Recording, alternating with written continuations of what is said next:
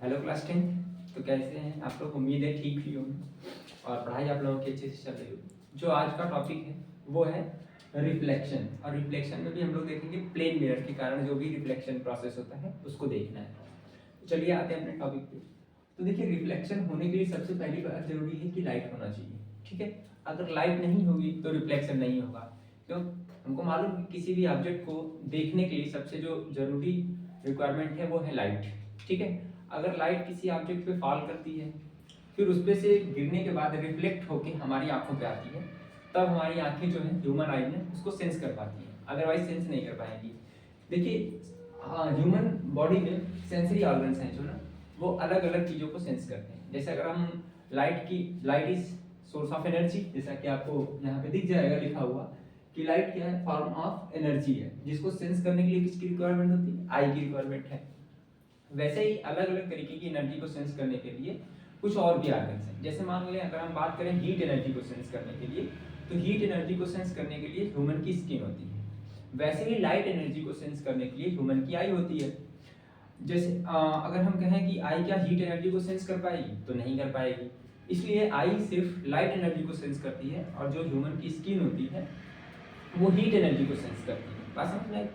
तो यहाँ पे फॉर्म ऑफ एनर्जी है लाइट, और उसको सेंस करने के लिए किसकी रिक्वायरमेंट है? आई की। और दूसरी बात ये है कि कभी भी कोई भी ऑब्जेक्ट हमको तभी दिखाई पड़ेगा जब सबसे पहले लाइट उस ऑब्जेक्ट पे गिरनी चाहिए, फिर वहां से रिफ्लेक्ट बैक होके वापस आके हमारी आंखों पे पड़नी चाहिए। तो हमारी आंखों में जो सेल होती हैं, रॉड सेल और कोन सेल, उसको क्या कर पाती है? सेंस कर पाती है। ठीक है, डिटेक्टिव सेल्स होती हैं हमारी आंखों में, तो वो क्या करती है ना कि लाइट से जो आने वाली एनर्जी है उसको सेंस कर पाती है। ठीक है, तो वही लिखा हुआ है कि फॉर्म ऑफ एनर्जी है जिसको सेंस करने के लिए हमारी आई की रिक्वायरमेंट होगी। ठीक है, चलिए दूसरे नंबर पे लिखा हुआ है particle and wave nature. Particle and wave nature का मतलब क्या हुआ कि जो लाइट है ना उसके पास दो तरीके के नेचर होते हैं। ठीक है, ड्यूअल नेचर होता है। पहला जो नेचर है उसमें क्या है कि पार्टिकल। पार्टिकल का मतलब जो है लाइट ना एक पार्टिकल की तरह बिहेव करती है। पार्टिकल की तरह बिहेव करने का मतलब ऐसा हो गया कि जैसे मान लीजिए कि कोई आप एक बॉल ले लीजिए और ढेर सारे बॉल को एक दीवार पे क्या करिए? स्ट्राइक करिए, तो वो जो बॉल्स है ना वो एक पार्टिकल की तरह है, वो दीवार से लड़के क्या होगी? वापस बैक रिफ्लेक्ट हो जाएंगी।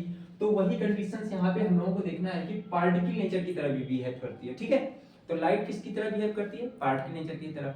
और किसकी तरह बिहेव करती है? तो वेव नेचर की तरह भी बिहेव करती है। वेव का मतलब कि वो वेव के फॉर्म में भी चलेगी और साथ साथ पार्टिकल नेचर को भी अपने साथ इंक्लूड करके रखेगी। तो लाइट के पास दो तरीके का नेचर होता है। ठीक है, पहला नेचर क्या है? पार्टिकल नेचर, एक पार्टिकल की तरह चलेगी, जैसे एक बॉल चल रही है, हमने फेंक दिया बॉल को, उस तरीके से भी चलेगी। और दूसरा है कि वेव नेचर, वेव के साथ भी चलेगी। इसके बारे में आपको क्लास 12 में पढ़ना भी है कि वेव नेचर और पार्टिकल नेचर की वजह से कौन कौन सी फिनोमिना होती हैं। तो वहाँ पे जो सिंपल फिनोमिना है जिनका हम लोग नाम देंगे रिफ्लेक्शन और रिफ्रैक्शन, वो जो होती है वो पार्टिकल नेचर की वजह से हमको दिखाई पड़ती है। ठीक है, तो क्लास 10th में हमको जो रिफ्लेक्शन और रिफ्रैक्शन टॉपिक पढ़ना है वो लाइट के किस नेचर की वजह से आता है? तो पार्टिकल नेचर की वजह से। और वेव नेचर की वजह से भी अलग अलग तरीके की फिनोमिना होती है। वेव नेचर की वजह से भी अलग अलग फिनोमिना होती है। तो वो फिनोमिना कौन कौन सी होंगी ये क्लास 12th में हम लोग क्या करेंगे? उसके बारे में जानकारी लेंगे और पढ़ेंगे। ठीक है, तो वही कंडीशन है कि पार्टिकल नेचर के बेस पे कौन कौन सा फिनोमेना होगा? रिफ्लेक्शन होगा और रिफ्रैक्शन होगा। अच्छा, ये पार्टिकल नेचर जो है वो बताया किसने? तो हमारे न्यूटन सर ने बताया था। ठीक है, सर न्यूटन ने बताया था इसको। ठीक है, सर न्यूटन ने बताया था। तो इसका मतलब ये हुआ कि पार्टिकल नेचर जो है उस पे एक थ्योरी है जिसको किसने दिया है? न्यूटन सर ने दिया है। ठीक है, और वेव नेचर के बारे में जानकारी कौन देंगे?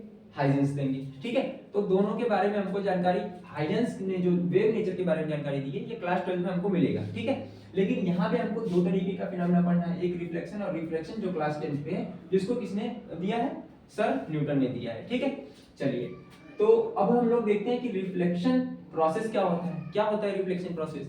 तो रिफ्लेक्शन में देखिए, जब कोई लाइट ना किसी ऑब्स्टिकल से, किसी रुकावट से टकराती है, तो टकराने के बाद अगर वो लड़के वापस सेम मीडियम में आ जाए, ठीक है, अगर वो सेम मीडियम में वापस आ जाती है, और इस फिनोमेना को हम लोग क्या बोलेंगे? रिफ्लेक्शन।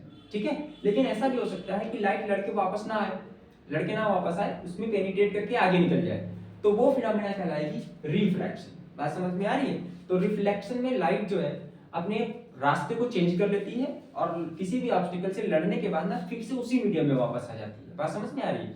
जैसे ये वॉल है, तो जैसे वॉल पे जब हम बल्ब जलाते हैं रूम में, तो बल्ब से जो लाइट रेस निकलती हैं वो दीवारों पे टकराती हैं और टकराने के बाद फिर से वापस आ जाती हैं, ठीक है।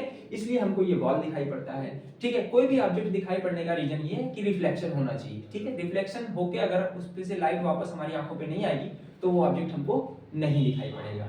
इसके लिए अगर हम एग्जांपल के तौर पे अगर आपको समझाना चाहें तो जैसे मान लीजिए कि आप एक अंधेरे कमरे में हैं, कोई भी लाइट का सोर्स नहीं है, पूरा रूम क्या दिखाई पड़ेगा? डार्क दिखाई पड़ेगा। और उस डार्कनेस का मतलब ये हो गया कि आप रूम के अंदर किसी भी ऑब्जेक्ट को देख नहीं सकते हैं। इसका रीजन क्या है नहीं देख सकते हैं? क्यों? क्योंकि उस रूम में सोर्स ऑफ लाइट नहीं है, ठीक है। लाइट नहीं जल रही है, इसका मतलब लाइट नहीं जलेगी तो लाइट बल्ब से निकलेगी नहीं, और बल्ब से नहीं निकलेगी तो किसी ऑब्स्टिकल पे नहीं गिरेगी, और ऑब्स्टिकल पे नहीं गिरेगी तो लड़ने के बाद फिर वापस हमारी आंखों पे नहीं आएगी। बात समझ में आ रही है? इसलिए हमको कोई भी ऑब्जेक्ट नहीं दिखाई पड़ता है, ठीक है। तो ये है मतलब कंडीशंस है कि अंधेरे में हमको कोई ऑब्जेक्ट दिखाई इसीलिए नहीं पड़ता है, ठीक है। दूसरा रीजन ये समझाना चाहें कि क्यों हमको किसी ऑब्जेक्ट पे लाइट के गिरने की वजह से ही दिखाई पड़ेगा। तो अगर आप एक अंधेरे कमरे में हैं और आप एक मिरर ले लीजिए और मिरर में आप फेस देखना चाहते हैं, तो आपका फेस अगर आपको देखना है तो सबसे पहले एक टार्च लाइट ले लीजिए और उस टार्च की लाइट को अगर आप मिरर पे जलाएंगे तो आपको मिरर से लड़के लाइट जो है वो वापस आपके फेस में आएगी, ठीक है। क्या आपको अपना फेस दिखाई पड़ेगा? नहीं दिखाई पड़ेगा। अगर आपको अपना फेस देखना है तो हम क्या करेंगे कि जो लाइट है ना, जो टार्च है, उसको अपने फेस पे जलाइए आप, और फेस पे जलाएंगे तो पहले लाइट जो है वो फेस पे पड़ेगी, और फेस पे पड़ने के बाद फिर वो मिरर पे जाएगी, फिर मिरर से रिफ्लेक्ट बैक होकर हमारी आंखों पे आएगी। इस तरीके से हमको अपना फेस क्या करेगा? दिखाई पड़ेगा। बात समझ में आ रही? तो ये तरीका हो गया कि किसी भी लाइट को किसी भी ऑब्जेक्ट पे पड़ने के बाद रिफ्लेक्ट बैक होके हमारी आंखों पे आना ही है, तभी हमको वो ऑब्जेक्ट दिखाई पड़ेगा। तो रिफ्लेक्शन का मतलब समझ में आ गया। रिफ्रैक्शन में क्या होता है? रिफ्रैक्शन में जब लाइट किसी भी मीडियम में ट्रेवल करती है ना, तो वो मीडियम को पार कर जाती है, मतलब एक मीडियम से दूसरे मीडियम में इंटर कर जाती है। वहीं रिफ्लेक्शन में क्या होता है कि रिफ्लेक्शन में जो लाइट की रेज होती है वो किसी ऑब्स्टिकल से लड़के सेम मीडियम में वापस आ जाएगी, बट अपना रास्ता क्या करेगी? अपना पाथ क्या कर देगी? चेंज कर देगी। बात समझ में? तो लिखा हुआ है कि रिफ्लेक्शन क्या है? लाइट रेज का रिफ्लेक्ट बैक हो जाना, वापस आ जाना उसी मीडियम में, बट अपने रास्ते को चेंज कर लेना, ठीक है।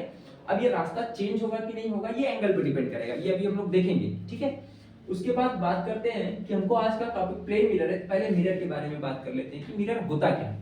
तो देखिए डेफिनेशन में लिखा हुआ है smooth, shiny and well polished reflected, जो ऐसा ऑब्जेक्ट जो स्मूथ हो, शाइन हो और अच्छे से पॉलिश्ड हो, वेल पॉलिश्ड हो, और उसके अंदर क्या होती है? प्रॉपर्टी हो कि वो लाइट रेज को मैक्सिमम रिफ्लेक्ट कर सके। रिफ्लेक्ट कर सके का मतलब जब लाइट रेज उससे टकराए ना तो लड़ने के बाद वापस आ सके। बात समझ में आ रही? ऐसे ऑब्जेक्ट को हम लोग बोलेंगे क्या? मिरर। तो देख लीजिए मिरर क्या है कि स्मूथ होना चाहिए, स्मूथ सरफेस होना चाहिए, ठीक है। उसके बाद शाइनिंग होना चाहिए उसमें, और वेल पॉलिश्ड होना चाहिए, अच्छे से पॉलिश किया होना चाहिए, तभी ना उस पर लाइट पड़ेगी तो रिफ्लेक्ट होके सारी की सारी लाइट, मैक्सिमम लाइट जो है, सारी की सारी लाइट नहीं कह सकते क्योंकि कुछ लाइट एब्जॉर्ब भी हो जाती है, तो maximum light, most of light जो है उसमें से क्या हो जाए? रिफ्लेक्ट बैक हो जाए, वापस लड़के आ जाए। ऐसे ऑब्जेक्ट को हम लोग क्या नाम देंगे? मिरर नाम देंगे। बात समझ में आ रही है? तो लिखा हुआ smooth, shine and well polished, जिसमें से प्रॉपर्टी हो कि वो रिफ्लेक्ट कर सके मोस्ट ऑफ लाइट, ज्यादा से ज्यादा लाइट क्या कर सके? रिफ्लेक्ट कर सके, ठीक है। देखिए ग्लास और मिरर में ये अंतर होता है कि ग्लास जो होता है ना वो लाइट को रिफ्लेक्ट बहुत कम करता है, बाकी सारी लाइट को पास कर देता है आगे जाने के लिए, मतलब नेक्स्ट मीडियम में जाने के लिए पास कर देता है। लेकिन वही मिरर के पास ये प्रॉपर्टी होती है कि वो लाइट को रोकता है और रोक के फिर वापस रिफ्लेक्ट कर देता है, बैक कर देता है, ठीक है। तो वही लिखा हुआ। तो कोई ग्लास और मिरर में डिफरेंस आया? ग्लास ट्रांसपेरेंट होगा, इस पार से आप उस पार देख सकते हैं, वहीं मिरर में इस पार से आप उस पार नहीं देख सकते। क्यों? क्योंकि उसकी एक तरफ ना पॉलिश्ड की गई होगी। बात समझ में आ रही? और पॉलिश अच्छी होनी चाहिए। तो देखेंगे कि पॉलिश किस किस चीज की हम लोग कर सकते हैं। तो देखिए पॉलिशिंग करने के लिए आपके पास कुछ मेटल्स हैं, ठीक है। बहुत और भी मेटल्स हैं, लेकिन इसमें से जो कॉमनली यूज होते हैं वो हमने लिख लिया है। तो देखिए पहले नंबर पे कौन है? सिल्वर है, Ag, ठीक है। दूसरे नंबर पे एल्युमिनियम है और तीसरे नंबर पे प्लेटिनम है। इट्स पे और लिखा हुआ है और भी मेटल्स हैं, लेकिन जो जनरली यूज किए जाते हैं वो ये मेटल्स यूज किए जाते हैं, ठीक है। अच्छा, चांदी को हम लोग सबसे ज्यादा यूज करेंगे, क्यों? क्योंकि जो सिल्वर होता है ना वो एक अच्छा रिफ्लेक्टर होता है। जब लाइट रेज उस पर पड़ती है ना तो वो क्या काम करता है कि लमसम 95% जो लाइट है ना उसको क्या कर देता है? रिफ्लेक्ट बैक कर देता है। एक अच्छा रिफ्लेक्टर होने की वजह से हम लोग किसको यूज करते हैं? पॉलिश करने के लिए सिल्वर को यूज करेंगे। बात समझ में आई? देखिए कंडीशंस की क्या है कि जितनी ज्यादा लाइट रिफ्लेक्ट बैक होके आए, मान लीजिए कि अगर हम एग्जांपल के तौर पे देखते हैं कोई मिरर है और उसमें हमने लाइट रेज डाली, मान लेते हैं 100 लाइट रेज गई, ठीक है। अगर 100 लाइट रेज में से 95 लाइट रेज रिफ्लेक्ट बैक होके हमारी आंखों में आ रही है, इसका मतलब हमारी आंखों पे इमेज बनेगा, ठीक है। लेकिन वही मान लीजिए कि अगर हमने किसी और मतलब कि सब्सटेंस से उसको पॉलिश कर लिया है, कोई मटेरियल से पॉलिश कर लिया है, और हम बात करें कि अगर हमने उसी मिरर पे 100 लाइट डाला और उस मिरर ने हमको रिफ्लेक्ट बैक किया जो है वो 60 लाइट, ठीक है, 60 लाइट उसने वापस कर दिया, लाइट रेज को वापस कर दिया, तो ठीक है। एक मिरर है जिसमें से रिफ्लेक्ट बैक होके 90 रेज आ रही है और दूसरा मिरर है जो रिफ्लेक्ट बैक करके आपको 60 रेज ही रिफ्लेक्ट बैक कर पा रहा है, और दोनों हमारी आंखों पे आएंगी। अलग अलग कंडीशंस में दो मिरर रखेंगे हम लोग और देखेंगे कि किससे इमेज अच्छा बनेगा। तो आपको मालूम है कि जितनी ज्यादा लाइट रेज हमारी आंखों पे आएगी उतना इमेज का फॉर्मेशन क्लियर होगा, ब्राइट इमेज बनेगा, क्लियर इमेज बनेगा, और जितना कम लाइट रेज हमारी आंखों पे आएंगी इमेज भी उतना क्लियर नहीं होगा, ठीक है। कम लाइट रेज मतलब इमेज की क्लियरिटी थोड़ा सा कम होगी, ब्राइट नहीं होगा उतना as compare to maximum light वाले की, ठीक है। तो इसलिए हम लोग सिल्वर को यूज करते हैं कि मैक्सिमम लाइट हमारी आंखों पर रिफ्लेक्ट बैक करके मतलब रिफ्लेक्ट करके भेजता है। बात समझ में आई? तो जितनी ज्यादा लाइट हमारी आंखों पे आएगी इमेज भी उतना अच्छा बनेगा, क्लियर बनेगा। तो यही रीजन है कि हम लोग ज्यादातर प्रेफर करते हैं कि सिल्वर को क्या किया जाए, पॉलिश किया जाए। क्यों? क्योंकि सिल्वर ना एक अच्छा रिफ्लेक्टर होता है, ठीक है। अच्छा रिफ्लेक्टर होने का मतलब आप समझ चुके हैं, ठीक। चलिए, अच्छा सिल्वर के मतलब मिरर को जब सिल्वरिंग कर दी जाती है, मतलब सिल्वर से उसको पॉलिश कर दिया जाता है अच्छे से, तो फिर सिल्वर के ऊपर ना एक और मटेरियल की पॉलिश की जाती है, मतलब कोटिंग की जाती है, ठीक है। उसको हम लोग बोलते हैं लेड ऑक्साइड, ठीक है। क्यों लेड ऑक्साइड से कोटिंग की जाती है? तो उसका रीजन है, देखिए सिल्वर जो है ना उसकी लेयर जो होती है ना बड़ी पतली होती है, जो कोटिंग जो पॉलिश की गई है वो बड़ी पतली लेयर होती है। तो ऐसा हो सकता है कि मतलब कि सिल्वर की जो लेयर है वो डैमेज हो जाए, उस पर स्क्रैचेस आ जाए, ठीक है, ठीक है। तो स्क्रैचेस आने से बचाने के लिए हम लोग सिल्वर की कोटिंग तो करेंगे ही करेंगे, फिर उसको प्रोटेक्ट करने के लिए बाहर से उसके ऊपर सिल्वर की जो कोटिंग की गई है उसी के ऊपर हम लोग लेड ऑक्साइड का क्या कर देंगे, एक और कोट चढ़ा देंगे, ठीक है। लेड ऑक्साइड का कोट चढ़ाने से क्या सस्ता होता है और क्या काम करेगा कि जो सिल्वर की कोटिंग की गई है ना उसको ये प्रोटेक्ट करेगा, ठीक है, स्क्रैचेस से प्रोटेक्ट करेगा, बाकी आपके एटमॉस्फेरिक इफेक्ट है उससे भी ये बचाएगा। बात समझ में आ रही? तो इसलिए हमको आप कभी मिरर को पलट के देखेंगे, अच्छा जितना अच्छा आप मटेरियल यूज करेंगे पॉलिश करने के लिए, मिरर की कॉस्ट भी उतनी महंगी होगी, ठीक है। तो ये तरीका हो गया पॉलिशिंग का।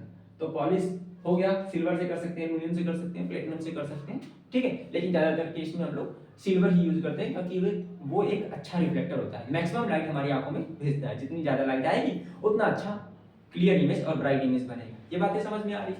ठीक। तो अब हमारा जो नेक्स्ट टॉपिक है वो है इमेज फॉर्मेशन।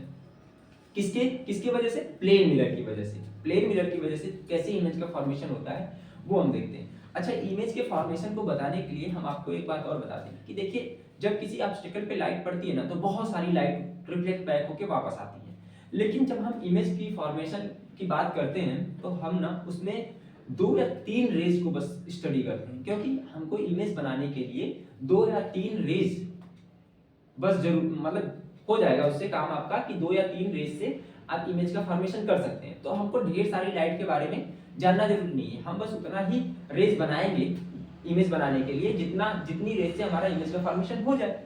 तो देखिए जब भी आप प्लेन मिरर पढ़ रहे होंगे, कॉन्केव मिरर पढ़ रहे होंगे, कॉन्वेक्स मिरर पढ़ रहे होंगे, उसमें आपने देखा होगा 2 या 3 लाइट रेज को आते हुए दिखाया जाता है कि 2-3 लाइट रेज आती हैं फिर रिफ्लेक्ट बैक हो जाती हैं। तो 2-3 की वजह से ही हमारा इमेज का फॉर्मेशन हो जाएगा, मतलब हमारी जो स्टडी है वो 2-3 की वजह से ही हो जानी, तो हम क्यों इतनी सारी लाइट्स के बारे में स्टडी करें, ठीक है।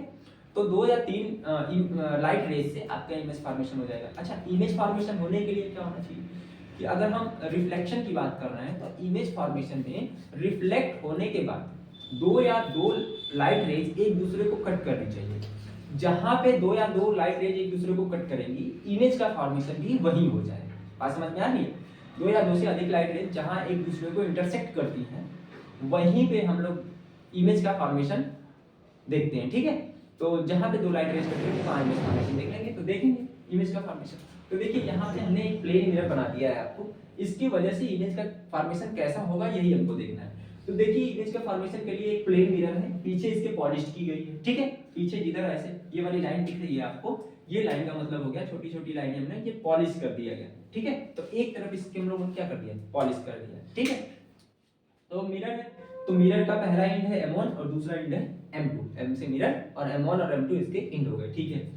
फिर इसके सामने हमने लेफ्ट साइड में एक ऑब्जेक्ट रख दिया है, लेफ्ट साइड में। अच्छा लेफ्ट साइड में ही क्यों, क्योंकि देखिए ऐसा है ना कि अलग अलग लोग अगर अलग अलग साइड में मिरर के साइड में अगर ऑब्जेक्ट रखेंगे तो उनका आंसर थोड़ा डिफरेंस हो सकता है, साइड में थोड़ा सा डिफरेंस आ सकता है। तो इसलिए ये माना गया, स्टैंडर्ड है कि ये कह दिया गया कि देखिए जब भी आपको इमेज का फॉर्मेशन करवाना है ना तो आप ऑब्जेक्ट को हमेशा लेफ्ट साइड में रखिए, ठीक है, ताकि लोगों का जो आंसर है वो सेम ही रहे, ठीक है।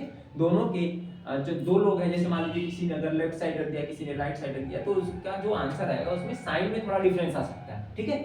तो सबका आंसर सेम आए और सब एक तरीके से ही समझ पाए, इसलिए साइंटिस्ट लोगों ने ये कहा है कि देखिए जब भी आप इमेज का फॉर्मेशन करिएगा तो ऑब्जेक्ट को लेफ्ट साइड ही रखिएगा, ठीक है, ताकि समझने और पढ़ने में सबको आसानी हो, ताकि मतलब सब लोगों को ये मालूम है कि हाँ लेफ्ट साइड ही रखेंगे तो सबका आंसर मतलब जो भी आंसर आएगा वो सेम ही आएगा, ठीक है। तो हमने एक ऑब्जेक्ट रख लिया है इस मिरर, एक मिरर है हमारे पास M1 M2, इससे एक लेफ्ट साइड में ऑब्जेक्ट रख लिया है और ऑब्जेक्ट की डिस्टेंस मिरर से कितनी होती है आपको मालूम है, U से दिखाया जाता है, ठीक है।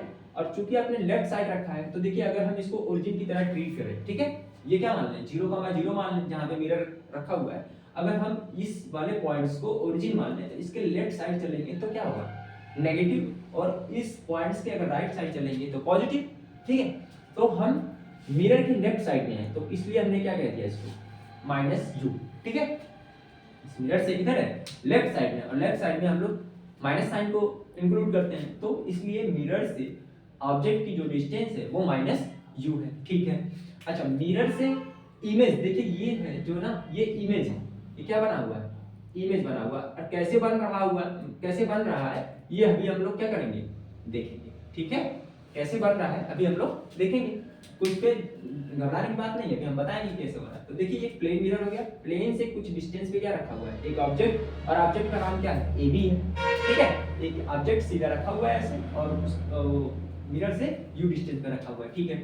अच्छा सबसे पहले, अच्छा इस ऑब्जेक्ट की इमेज अगर आपको मिरर में देखना है तो सबसे पहले लाइट रेज जो है ना इस ऑब्जेक्ट पे गिरनी चाहिए, तभी आप देख पाएंगे। तो देखो होगा क्या कि ये जो ऑब्जेक्ट रखा हुआ है सबसे पहले किसी सोर्स ऑफ लाइट से लाइट निकलेगी और इस ऑब्जेक्ट पे गिरेगी। मान लीजिए आपने बल्ब जलाया या सनलाइट है, कोई भी सोर्स ऑफ लाइट है, वहां से लाइट पहले निकलेगी और किस पे फॉल होगी, सबसे पहले ऑब्जेक्ट के ऊपर फॉल होगी, ठीक है।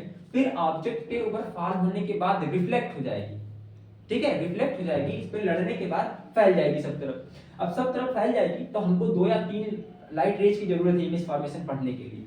तो हमने क्या किया, देखिए एक लाइट रेज जो यहाँ से निकली है ऐसे जो गई है वो लड़के वापस आ गई है, ठीक है, यहाँ से रिफ्लेक्ट बैक हो गई। अच्छा क्यों ये मतलब जिस रास्ते से गई उसी रास्ते पे आ गई है, तो देखिए यहाँ पे एंगल कितना बन रहा है 90 डिग्री का एंगल बन रहा है, ठीक है। तो 90 डिग्री का एंगल बन रहा है तो आपको मालूम है कि लॉज ऑफ रिफ्लेक्शन, अच्छा लॉज ऑफ रिफ्लेक्शन में क्या कि 2 हमारे पास लॉज हैं रिफ्लेक्शन के, रिफ्लेक्शन होने के कुछ नियम है। पहला नियम क्या है कि जो इंसिडेंट मतलब कि एंगल होता है, इंसिडेंट एंगल और रिफ्लेक्टेड एंगल दोनों एंगल सेम होते हैं, ठीक है।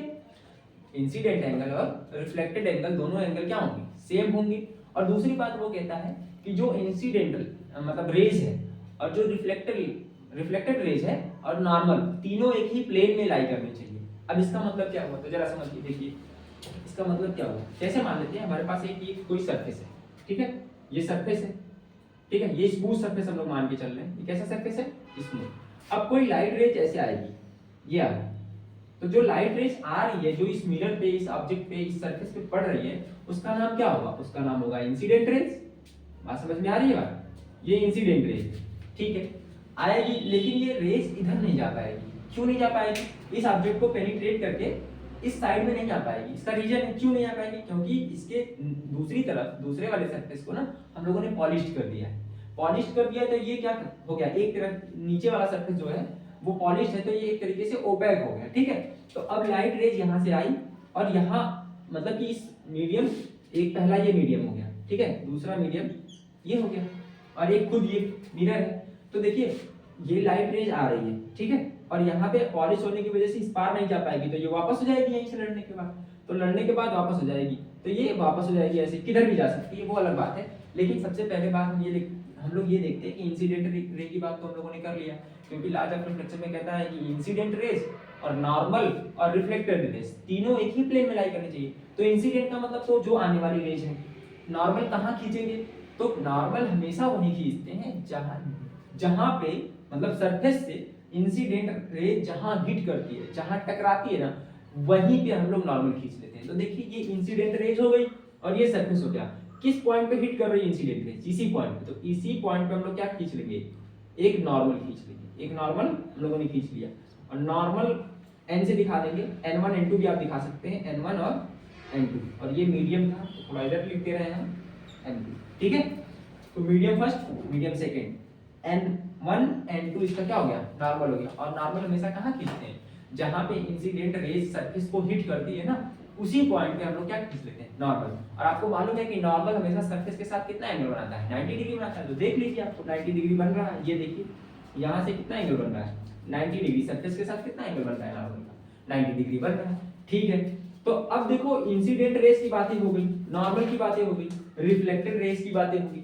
अब रिफ्लेक्टेड रेस की बातें क्या होगी, तो देखिए ये इंसिडेंट रेस आई, रिफ्लेक्ट होके जाएगी, लेकिन ध्यान ये रखना है कि ऐसा है ना कि इंसिडेंट रेस और नॉर्मल के बीच जो एंगल बनता है उसको हम लोग क्या बोलते हैं, इंसिडेंट एंगल बोलते हैं। तो देखिए नॉर्मल हो गया और ये इंसिडेंट रेस हो गई, इसके बीच में जो भी एंगल बनेगा उसको हम लोग क्या नाम देंगे, इंसिडेंट एंगल, ठीक है।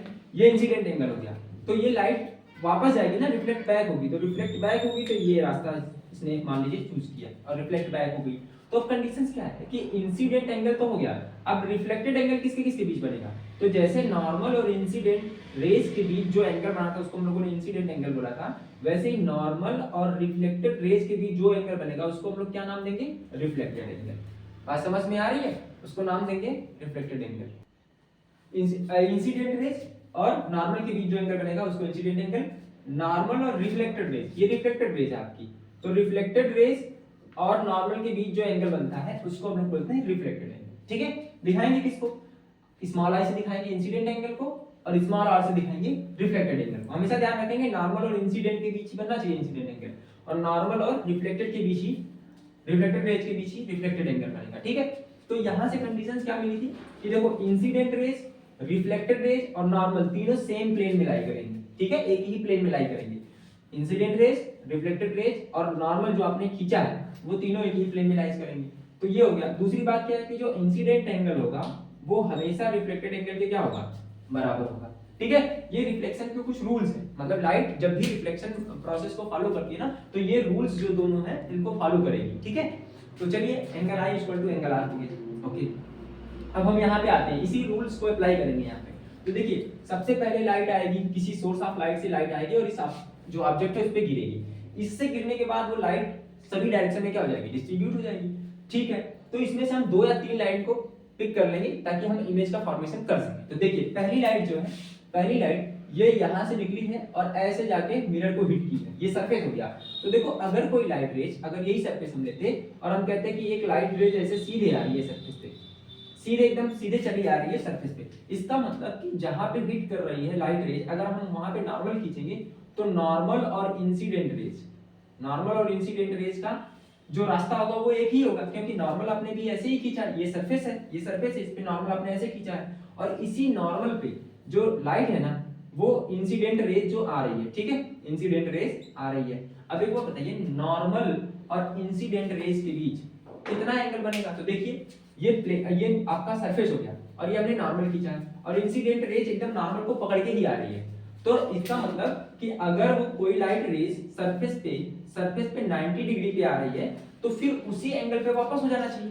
ये सरफेस हो गया, इस पे कोई लाइट रेज एकदम परपेंडिकुलर आ रही है तो फिर उसी रास्ते से वो क्या हो जाएगी, वापस हो जाएगी, ठीक है। क्योंकि इस रूल्स को फॉलो भी तो करना चाहिए कि इंसिडेंट एंगल और रिफ्लेक्टेड एंगल बराबर होने चाहिए। तो यही कंडीशन से यहाँ पे भी है। देखिए ये लाइट आ रही है, अगर आप नॉर्मल खींचोगे तो इसी पे आएगा नॉर्मल भी, तो जिस रास्ते से लाइट आ रही है उसी रास्ते से फिर क्या हो जाएगी, बैक हो जाएगी। तो ये पहला रूल, पहले ये वाली रेज के लिए हम लोगों ने रूल लगा दिया, ठीक। दूसरी बात देखिए कि एक लाइट रेज जो यहाँ पे आके हिट कर रही है ये, ठीक है, यहाँ पे हिट कर रही है, तो अभी अगर आप यहाँ पे नॉर्मल खींचोगे तो यही वाला नॉर्मल मिलेगा, यहीं पे नॉर्मल मिलेगा। क्यों?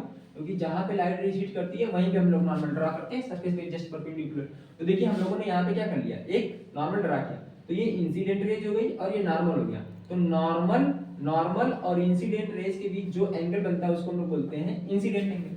तो इसलिए हमने इसको किससे दिखा दिया, आई से दिखा दिया। अच्छा, अब ये लाइट उस मतलब दूसरे तरफ नहीं जाएगी, ठीक है, फिर वापस आ जाएगी, बैक हो जाएगी। और बैक होगी तो इस रूल को फॉलो करते हुए बैक होगी कि जितना इंसिडेंट एंगल है, जितने एंगल से ये आई है उतने ही एंगल से क्या होगी, वापस जाएगी। मतलब ये नॉर्मल हो गया, ये आपका नॉर्मल है और ये रिफ्लेक्टेड रेज है।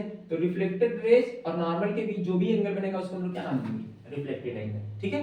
चलिए, तो देखो एक लाइट रेज गई थी, फिर बाउंस बैक होकर उसी रास्ते से वापस आ गई, क्योंकि वहां पे नॉर्मल को ही मतलब सरफेस पे परपेंडिकुलर गिर रही थी, ठीक है। दूसरी लाइट रेज जो यहाँ से हिट करके आ रही है, ये अपने रूल्स को फॉलो कर रही है कि इंसिडेंट एंगल और रिफ्लेक्टेड एंगल बराबर हो गया, ठीक है। दो लाइट रेज हो गई। अब बात आती है इमेज को बनाने की। तो इमेज बनाने के लिए हमने आपको बताया है कि दोनों लाइट रेज एक दूसरे को कट करनी चाहिए, और यहाँ पे तो दोनों लाइट रेज एक दूसरे को कट नहीं कर रही। क्यों? क्योंकि ये वाली लाइट रिफ्लेक्टेड लाइट रेज है वो कट करनी चाहिए। तो देखिए यहाँ से ये वाली लाइट रेज भी और रिफ्लेक्ट होकर ये इस रास्ते से वापस चली जाएगी इधर के, और दूसरी लाइट रेज यहाँ से आएगी और रिफ्लेक्ट होकर इस रास्ते को कहीं ना कहीं कवर करेगी। तो एक बात बताइए कि इस लाइट जो ये वाली लाइट रेज है जो रिफ्लेक्ट होकर गई है, इसका रास्ता ये है और इस वाले लाइट रेज का रास्ता ये है, तो दोनों एक दूसरे को इस साइड में कहीं नहीं कट कर पाएंगे। क्यों? क्योंकि दोनों के बीच की डिस्टेंस लगातार बढ़ती हुई चली जा रही है। देखिए रिफ्लेक्टेड रेज के रास्ता ये है, पहले वाले रिफ्लेक्टेड रेज का रास्ता ये है, ये ऐसे निकल जाएगी। दूसरे वाले रिफ्लेक्टेड रेज का रास्ता ये है, ये ऐसे निकल जाएगी। तो इस साइड में कहीं पे भी ये दोनों रिफ्लेक्टेड रेज एक दूसरे को कट ही नहीं करेंगी, और इमेज बनने के लिए जो रिफ्लेक्टेड रेज है वो एक दूसरे को इंटरसेक्ट करनी चाहिए। अब कर ही नहीं रही है इंटरसेक्ट, तो इमेज बनेगा कहाँ? तो बनेगा, देखिए कैसे बनेगा कि यहाँ पे ये जो लाइट रेज रिफ्लेक्ट होकर आई है ये रियल में एक दूसरे को नहीं कट करेगी, नहीं करेंगे। तो मान लीजिए कि अगर कोई आदमी इधर आंख लगा के देख रहा है, ठीक है, अगर कोई ह्यूमन आई इधर देख रही है, अब इसको ये इमेज देखना है, तो कैसे देखें? तो देखिए बात ये है कि जो लाइट रेज होती है ना वो मतलब कि पार्टिकल नेचर को फॉलो करते हुए सीधे चलती है। तो हमारी आंखें ना उसी लाइट रेज को देख पाती हैं जो हमारी आंखों पे सीधे आ रही है, ठीक है। जो हमारी आंखों पे सीधे लाइट रेज आती हैं उन्हीं को हमारी आंखें क्या कर पाती हैं, देख पाती हैं, ठीक है। एक बात बताओ, इधर से अगर कोई ह्यूमन आई इसको देख रहा है तो उसको लगेगा ना कि ये लाइट रेज इधर से नहीं, उसको लगेगा कि ये लाइट रेज कहीं पीछे से ऐसे सीधे चली आ रही है। क्यों? क्योंकि हमारी आंखें तो जो हमारी आंखों पे लाइट रेज सीधे आती है ना उसी को देख पाती है। तो एक बात बताइए कि इस आंख को लगेगा, जो ये ह्यूमन आई है इसको ऐसा लगेगा कि ये जो सीधे लाइट आ रही है ना ये इधर से नहीं, इससे इसको कोई मतलब नहीं है, इसको लगेगा कि ये लाइट रेज कहीं पीछे से ऐसे सीधे चली आ रही है, ठीक है। तो इसको हमने पीछे इमेजिन करने के लिए, हालांकि ये पीछे लाइट रेज जाएगी नहीं क्योंकि वापस हो गई है, तो इमेजिन कर रहे हैं, हमारी आंखें इमेजिन कर रही हैं कि ये जो लाइट है ना ये पीछे से कहीं से ऐसे आ रही होगी। तो हमने इसको डॉटेड लाइन से दिखा दिया है, क्योंकि ये एक्चुअल में नहीं पीछे गई है, लाइट तो लड़की यहीं से वापस आ गई है, लेकिन हमारी आंखों को ऐसा लगेगा कि ये जो आने वाली लाइट है ये सीधे कहीं इधर पीछे से ऐसे आ रही होगी सीधी। वैसे ही ये वाली लाइट को क्या हमारी आंखों को इस वाली लाइट के बारे में, रिफ्लेक्टेड लाइट के बारे में क्या लगेगा, रिफ्लेक्टेड लाइट क्या लगेगा कि ये लाइट रेज जो वापस होके आ रही है ना ये कहीं पीछे से ऐसे चली गई होगी। तो देखिए इसीलिए हमने इसको क्या किया, डॉटेड लाइन से पीछे की तरफ बढ़ा दिया। क्यों? क्योंकि ह्यूमन आई को ये लगेगा कि ये रिफ्लेक्टेड रेज पीछे से कहीं से आ रही है, तो पीछे अगर हमने बढ़ा दिया इसको तो ये ऐसे पीछे चला जाएगा, लाइट रेज इमेजिन किया है। और वैसे ये वाली रिफ्लेक्टेड रेज ये भी ऐसे पीछे जाएगा। तो देखिए ये रियल में नहीं जा रही है लेकिन हमारा इमेजिनेशन है। तो एक बात बताइए कि ये जो पीछे गई है ये वाली रेज और ये यहाँ से जो हमने पीछे इसको बढ़ाया है, ये दोनों एक दूसरे को इस पॉइंट पे इंटरसेक्ट कर रही है ना। और हमने अभी बताया था कि रिफ्लेक्टेड रेज जहाँ एक दूसरे को इंटरसेक्ट करती है वहीं पे इमेज बन जाता है। तो जहाँ पे ये एक दूसरे को इंटरसेक्ट कर रही है वहीं पे क्या बन जाएगा, इमेज, ठीक है, ये इमेज बन गया। लेकिन दिक्कत क्या है? दिक्कत ये है कि ये जो इमेज का फॉर्मेशन हो रहा है ये रियल में रेज नहीं कट कर रही है, ये हमारी आंखों का इमेजिनेशन है। बात समझ में आ रही? आंखों का इमेजिनेशन इसलिए है क्योंकि हमारी आंखों को ना वही लाइट दिखाई पड़ती है जो एकदम हमारी आंखों पे सीधे आती है। बात समझ में आ रही है? जैसे सामने की दीवार हम देख पाते हैं, बगल वाले रूम की दीवार नहीं देख पाते। इसका रीजन है क्यों? क्योंकि सामने पे जो है ना लाइट सोर्स से जब लाइट पड़ती है तो टकरा के वापस हमारी आंखों पे क्या होती है, सीधे चली जाती है। तो इसलिए हम लोग सामने की दीवार को सीधे देख पाते हैं, लेकिन बगल वाले रूम की दीवार नहीं देख पाते हैं। क्यों? क्योंकि ऐसा थोड़ी है कि बगल वाले रूम में लाइट जलाएंगे तो वहां से लाइट रेज दीवारों से टकराएगी और ऐसे मुड़ के हमारी आंखों पे आएगी, ऐसा नहीं है, सीधे चलती है, ठीक है। तो यही कंडीशंस है कि इस आंखों को ऐसा इमेजिन होगा कि ये लाइट रेज जो रिफ्लेक्ट होकर आ रही है इसको पीछे बढ़ाया, और ये भी लाइट रेज जो रिफ्लेक्ट होकर आ रही है इस आंखों को लगेगा कि पीछे से कहीं से आ रही है, और ये भी पीछे से कहीं आ रही है, तो दोनों एक दूसरे को कहां इंटरसेक्ट कर रही है, बी डैश पे इंटरसेक्ट कर रही है। तो इसलिए हमने इस ए डैश और बी डैश को मतलब इमेज का नाम दे दिया, ठीक है। अब देखिए ये जो ओरिजिनल है वो ए बी है, ठीक है, ए बी ऑब्जेक्ट है, तो इसी का इमेज यहाँ बन रहा है, इसलिए हम लोगों ने इसको ए डैश और बी डैश से दिखा दिया, ठीक है। तो ऑब्जेक्ट को हमने ए बी लिखा है, तो उसी के इमेज को ए डैश बी डैश से दिखा दिया, ठीक है। ये हो गया हमारा इमेज का फॉर्मेशन। अब बात ये करते हैं कि क्या ये इमेज रियल में रेज को कट करने से बना था? नहीं, ये हमारी आंखों का इमेजिनेशन है, बात समझ में आ रही है। तो इसलिए ये जो बनने वाला इमेज है ना, इसको रियल इमेज नहीं कहेंगे, इसको हम कहेंगे वर्चुअल इमेज। कैसा इमेज? Virtual image. तो देखिए लिखा हुआ है वर्चुअल इमेज, ठीक है। जब लाइट रेज रियल में एक दूसरे को कट करती हैं, जैसे अगर यही रिफ्लेक्टेड रेज ये जो इधर आ रही है और ये जो इधर आ रही है, इनका एंगल इस तरीके से होता कि एक दूसरे को रियल में इधर अगर नहीं इंटरसेक्ट कर पाते तो इमेज इधर बन जाता, लेकिन रियल में एक दूसरे को इंटरसेक्ट करेंगे नहीं। क्यों? क्योंकि जब हम रिफ्लेक्टेड रेज को और इधर बढ़ाते चले जाएंगे तो दोनों के बीच की डिस्टेंस बढ़ती चली जाएगी। तो हमने इसको क्या किया, वर्चुअल में इमेजिन कर लिया कि ये कहीं पीछे से आ रही थी लाइट रेज और ये इधर पीछे से आ रही, दोनों को पीछे बढ़ाया तो यहाँ पे इंटरसेक्ट कर रही थी, जहां पे इंटरसेक्ट करेगी वहीं पे इमेज का फॉर्मेशन हो जाएगा। क्योंकि ये लाइट रेज रियल में एक दूसरे को इंटरसेक्ट नहीं कर रही है, इसलिए ये जो इमेज बनेगा वो रियल नहीं होगा, ये वर्चुअल इमेज होगा। बात समझ में आ रही? तो वही बात देखा हुआ है कि ये जो इमेज बनेगा ये कैसा होगा, वर्चुअल इमेज होगा। अच्छा, दूसरी बात, इस इमेज की कुछ प्रॉपर्टी होती है, बात समझ में आ रही है। देखिए होता क्या है कि वर्चुअल के साथ साथ और भी कुछ प्रॉपर्टी है। प्रॉपर्टी क्या है कि जितनी डिस्टेंस पे ऑब्जेक्ट मिरर से रखा रहेगा, प्लेन मिरर, जितनी डिस्टेंस पे ऑब्जेक्ट प्लेन मिरर से रहेगा, इमेज की भी डिस्टेंस उतनी ही होगी। बात समझ में आ रही? मतलब distance of object from the mirror, ठीक है, प्लेन मिरर जो होगा वो सेम होगा distance of image from the plane mirror, ठीक है। प्लेन मिरर से ऑब्जेक्ट जितनी डिस्टेंस पे रहेगा उतनी ही डिस्टेंस पे इमेज भी बनेगा। ये बात समझ में आ रही? मतलब कि जो डिस्टेंस ऑफ ऑब्जेक्ट होता है वो हमेशा किसके बराबर होता है, डिस्टेंस ऑफ इमेज के बराबर होता है, ठीक है। दूसरी बात क्या है कि इसकी साइज भी सेम होती है, मतलब जितना बड़ा ऑब्जेक्ट होगा उतनी ही साइज का क्या आपको दिखाई पड़ेगा, इमेज दिखाई पड़ेगा। मतलब हम ये कह सकते हैं कि जो AB की हाइट है वो हाइट ऑफ AB जो होगा वो height of A dash B dash के बराबर होगा, ठीक है। जितनी हाइट का ऑब्जेक्ट आप लोगे प्लेन मिरर में, इमेज की हाइट भी उतनी ही मिलेगी। जितनी डिस्टेंस पे आप प्लेन मिरर से कोई ऑब्जेक्ट रखोगे, इमेज भी उतनी ही डिस्टेंस पे बनेगा प्लेन मिरर से, ठीक है। और कैसा बनेगा, वर्चुअल बनेगा। तीसरी बात, ये सीधा बनेगा, सीधा, ठीक है। ये जैसे अगर आप प्लेन मिरर में अपना फेस देखते हो तो फेस में हमारा जो हेड है वो ऊपर ही रहेगा और पैर जो है नीचे, तो सीधा इमेज बनता है, ठीक है। तो वर्चुअल के साथ साथ कैसा बनता है, सीधा बनता है, इरेक्ट बनता है, ठीक है। तो वर्चुअल के साथ साथ कैसा इमेज बनेगा, इरेक्ट बनेगा। उसके बाद जितनी इमेज की हाइट होगी उतनी ही हाइट किसकी होगी, मतलब ऑब्जेक्ट की जितनी हाइट होगी उतनी ही हाइट इमेज की होगी। ये भी बात समझ में आ गई। अच्छा, नेक्स्ट बात क्या है कि अच्छा ये क्वेश्चन ये पूछ लेता है कि अगर किसी भी मतलब कोई भी पर्सन है, अगर उसको अपना फुल इमेज देखना है प्लेन मिरर में, वो चाहता है कि उसके जो है पैर से लगा के सर तक का इमेज जो है वो फुल इमेज बने, तो उसके लिए पूछ लेता है कि क्वेश्चन कि कितने हाइट के मिरर की, प्लेन मिरर की आपको रिक्वायरमेंट होगी। मतलब जो प्लेन मिरर होना चाहिए वो कितनी हाइट का होना चाहिए, कम से कम मिनिमम कितनी हाइट का होना चाहिए कि जो आपकी फुल इमेज बना सके, ठीक है।